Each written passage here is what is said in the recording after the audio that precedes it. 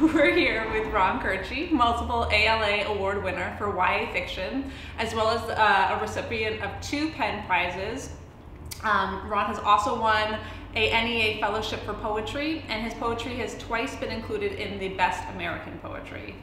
Thank you so much for joining me today. Glad to be here. I really appreciate it. I'm just going to start off with some very general questions, and then we'll get into the nitty-gritty.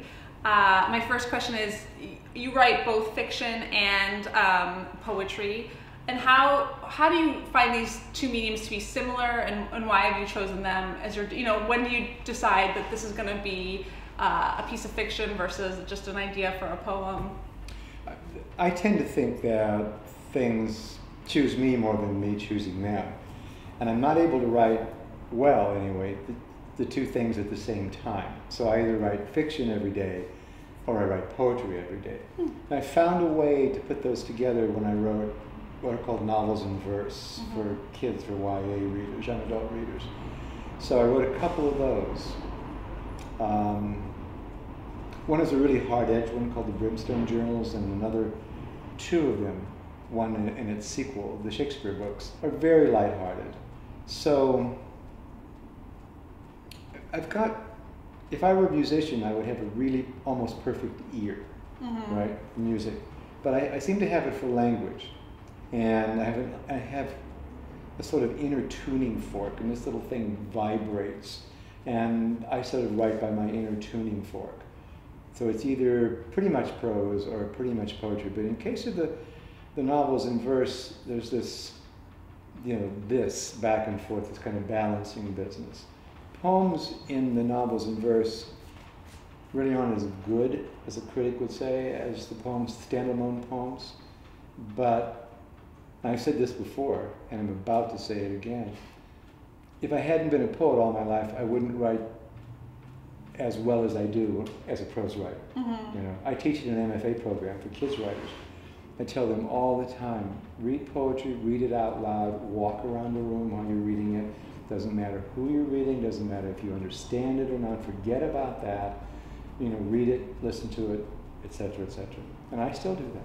And what do you hope to achieve by the walking around and saying it out loud? I used to go to an old naturopath, a doctor, and his wife taught foreign languages, and she would make the students, as they studied, move. So it has something to do with imprinting, in her case, the declensions or whatever, into your body. And I think the rhythms go into your body. That's interesting. Do you write a lot of YA fiction, and I have to say you write very convincingly as from a young person's voice. I wondered how you keep such a fresh perspective. I mean, you talk about your tuning fork, but I just wonder how that is constantly being fed. Do you have kids? Do you seek them out, or is it just something that's really innately in you? I wrote a novel for grown-ups maybe 30 or 40 years ago, published it. So I thought I was on my way to a Norman Mailer-like career. And the next 2 novels were complete failures. So I was in my middle 40s. And a woman friend of mine who wrote YA said to me, well, I was whining, of course, to her. And she said, oh, Ronnie, she said, you're just so hopelessly immature. You should write for teenage boys.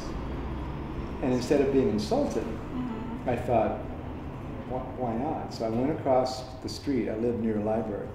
Took out some YAs. Thought they were really, really deplorable, frankly. The formula was so clear. The dialogue was so banal. And then we're going back quite a way, so there was almost no sex. They drank and drove fast. Oh my God. So I thought, shit, I can do better than that. Yeah. And I did. 6 months later, I sent it to my agent, and he sold it right out of the gate. Which one was the first one? Where the Kissing Never Stops. That's a good YA title. Not for boys. They want nothing to do, not for young boys. Nothing to do with kissing. They're not going to ask a librarian that.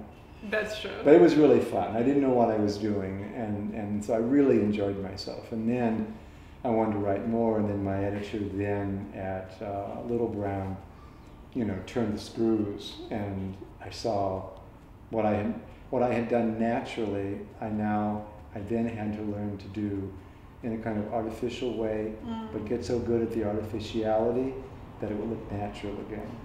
How did you first find writing then? Process of elimination. I wasn't a good musician. I wasn't startling looking. I wasn't a lot of things, but I could write a little. So I thought, why not do that? When did you find yourself first writing where you're like, oh, this is something I can do well? How old would you say you were? I was in high school probably, but it wasn't good. I thought it was good. Well, of course, everyone thinks it's good in high school. Right. I was stupid in high school, but I got a lot smarter. But I did it, and then in graduate school I met a poet named Jerry Laughlin, who still lives in Long Beach, still teaches in Long Beach. He's the most widely published unknown poet in the country, over 200 books. Wow. And he literally introduced me to That's incredible. It's amazing. Yeah. And he's a really good poet. He introduced me to what was then modern or more contemporary poetry. Magazines like the Wormwood Review, a little bit. I didn't know how to send poems out to get them accepted. So Jerry told me, and I would show him poems. He's a year younger than I, but he was very paterfamilias. You know, big, burly guy. You know, we used to go to the Green Dolphin every night, you know, drink some beer, shoot some pool, talk about poetry. I just thought it was divine. Earlier you said that you can either write poetry in a day or fiction. How do you decide what kind of a day it is? Well, if I get started on a book, I stick with it. You know, I'm like 3 or 4 pages a day every day until the first draft is done. And I'm going to tell my students this. I tell them 1 page a day gets you over 300 pages a year. So, you know, get off your butt and do the page a day. Because they're always thinking ahead. They're thinking of, you know, their fame and how much trouble they're going to get in with their parents for, you know, outing them about their nasty secrets and blah, blah, blah. It's just, you know, put your butt in the chair, do the page every day, leave the house. Back to your poetry. How do you feel about writing in poetry form? Do you have a specific style that you like to work in, or how do you decide what kind of a style your poems are? You mean the smarty pants style? Yes, exactly. Yeah. Is that That's blanketing? That's the smarty pants, the SP style, yeah. Except in the Shakespeare books, not Will Shakespeare, my Shakespeare books, the novels in verse. For the record, Shakespeare bats cleanup, and then Shakespeare makes the playoffs. A young boy whose nickname is Shakespeare, obviously. Every form that you can name is in those books. I read about it, and I read that it was an English teacher's dream. You know, the boy's a sweet boy, plays baseball, loves baseball, has a cute girlfriend, you know, he has another cute girlfriend, drama, and they write back and forth, and when he gets the second girlfriend isn't quite as cute, but she writes a lot better. So they start exchanging forms back and forth. So there's a sestina and a villanelle, and there are haiku, and there's sonnets, and they're all there. Very light touch, but they're all there. So. Do you have a preference? No. I just do my little tuning fork and open a book or two. I always read before I write, and I just see what's there. You don't find that when you read right before you write that it affects your voice at all? God, I hope so. I totally want to be affected. You know, I want to write like somebody who's better than I. Totally. Because I get these students, and my students say things like, "Oh, I don't want to read because it'll affect my voice. I want to have a pure voice." It's just such horseshit. It's just not that way at all. So I want to be affected all the time. You know, I want these dead poets' hands on me. Because that gets me going. And then in a draft or two, pretty soon it's mine. Does it work that way for anybody? Ron, thank you so much for talking with us. I really appreciate it. Thank It was you really, very much. really fun to meet you. Good. Thank you.